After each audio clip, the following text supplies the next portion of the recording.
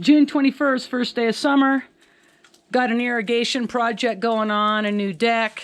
Can't work outside. Got Kari and Jeanne of Alpine Irrigation and Kinnikinnick Lawn and Garden. Let's talk skiing. Sounds good. All right, Silver, you want inside? Check out our foot attire to do some irrigation work. Why don't you introduce yourselves? Who are you? Good morning, Karina Alder, born in Argentina. I skied with the national demo team there, and I am an examiner for the association there and here.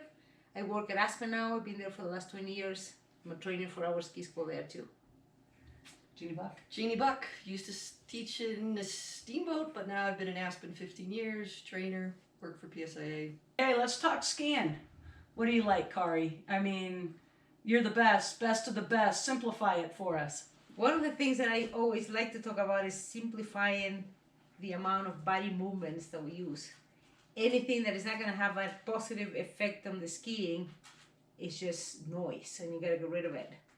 What are some reasons why people have these excessive movements or movements that they don't need? What's that all about? I think sometimes in the seek for perhaps athleticism, people tend to do more than is really needed to be efficient and effective.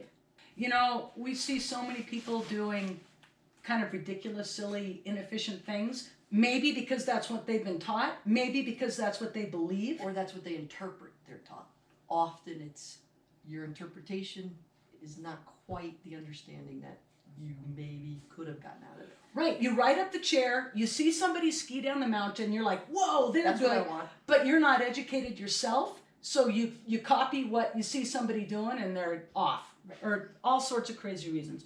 Okay, so Kari, what are some of those efficient movements then? We have this concept when we train the instructors about how we subdivide the chunks of movements that we use for skiing, and we have the movements that affect the turning of the skis, and movements that affect the edging of the skis, and the movement that affect how the pressure moves around.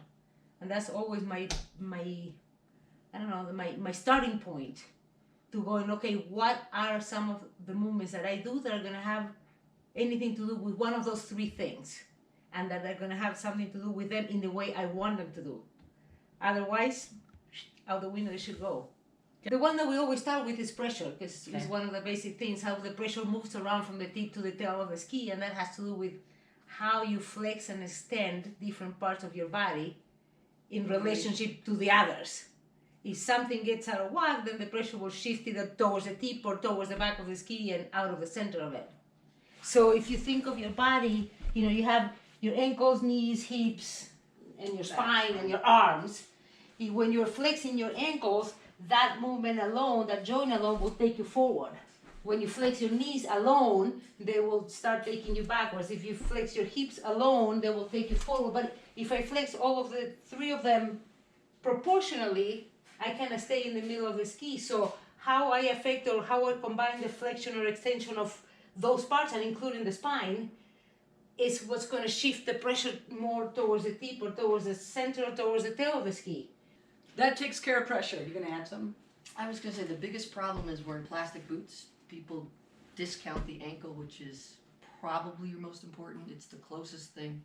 They lock it up, so then what bends is the knee or the hip, and then you're toast. Yeah. Your ankle is very limited, and people sometimes discount the importance of it. And instead of, they think of bending your knee to get forward, and actually when you bend your knee, you go backwards.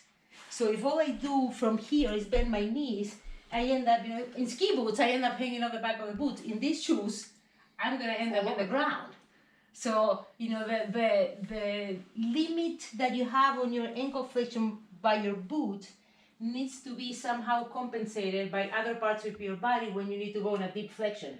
If you're using a small range, you're okay with a little bit that the boot can give in to stay in proportion with the rest. But if you need to go to a deep flexion, then you no longer can flex the ankles. I couldn't flex the ankles this much on my ski boots, but if I need to absorb this much, the boot is putting me here, I need to move this other part farther forward so that I can remain somewhere near the center of the ski.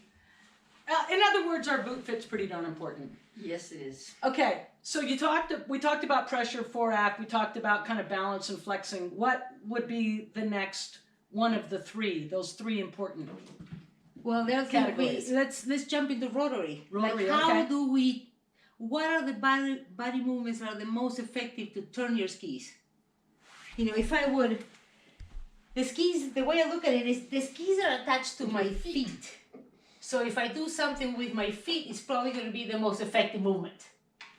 I can turn my ski by starting up here and twisting all the way to the bottom. Heck yeah, a lot of people do it that way. Is that the way that is the most effective? Probably not. Why is that not effective? I mean, that's a lot of leverage from up in here. Phoom. Yeah, And but you it get takes more than you want, often. Ah. You got two things. One is the delay on the effect, because you got to start here to transfer to the spine, to the hip, to the leg, to the foot, to the ski. So by the time you started at the top and it got actually to the ski, your top is all the way twisted. So why not work that foot? Because it's attached to the ski, and the ski is boom right there with the snow. Exactly. That's the You point. do it with the lower part, it's immediate effect. And the other one is Like how you explain that. you create a lot of momentum from up here, then to torque. stop that and make it go the other way is a hell of a lot more work than to have this steady and just change the direction of your feet And legs. and legs. It's from the hip down. The leg is the part of your body that has the largest range of rotation. You know, and the way you talked about the rest of those joints, the ankle, the knee, the hips, the spine, how they all work together. With the rotary in the lower leg, with our leg, we got a lot out of the hip. We also have some out of the lower leg, and then we have some out of the ankle. So if you blend all of that, all of those, then that's a lot of turning action right there. Exactly. Tipping movements. Tipping moments. The goal is to get the ski on an edge. So And most stay balanced. while remaining While in remaining balance of balanced. your outside foot, I should say. Jeannie, you know, with your guests that you have when it comes to edging movements, first off, do your guests have a favorite skill that they tend to go to? And then what are you trying to bolster with your guests in terms of these three skills? My guests want to survive. I mean, they just care about getting down the hill and having a good time. This technical talk for most of them is inconsequential. Yeah. What they would like to do is feel safe, get down there, and survive. And I think with a lot of my guests, part of the problem was we were taught, you're on a carving ski. You gotta carve. You gotta go fast. This is what the skis are designed for. And that's not the outcome they would really like.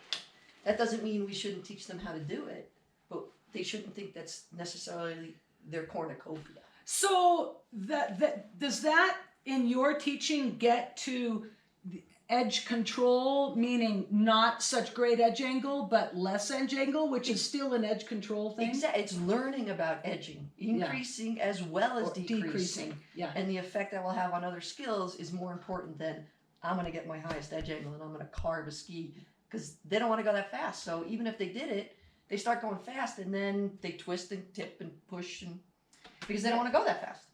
The goal of edging is not always the highest edge angle. It's not It's exactly. having It's control of your of your edge edge angle, angle, so you that's can right. For what you manipulate like it to to have do. where you want it. Exactly. Which is why I like a side slipping drill. Absolutely. Because your side slip, that's edge control, right? If you can butter it, if you can side slip, and then boom, set the edges if you want to, and side slip, set the edges And a if you want flat to. ski is edge control. That's exactly And I right. would All say- of the Right. I would say a lot of people that we train have a much harder time de-edging the ski than edging the Than ski. edging the ski. Get to an edge is something that simpler for them. nowadays, with the carving skis and all we know about it, a lot of people can do. Finessing. But is the harder finesse part. on getting out of the edge is something much more complicated for a lot of the folks that we ski with. what I say sometimes is edge with your bases. Yeah, I Not do that edge, too. not edge with Only your the silver. with the only the edge, Absolutely. but edge with your bases, which is a little less side. You're kind of you're skiing with those bases a little more. Philbert, you want to go outside with me? Let's go shake the tree. This is craziness.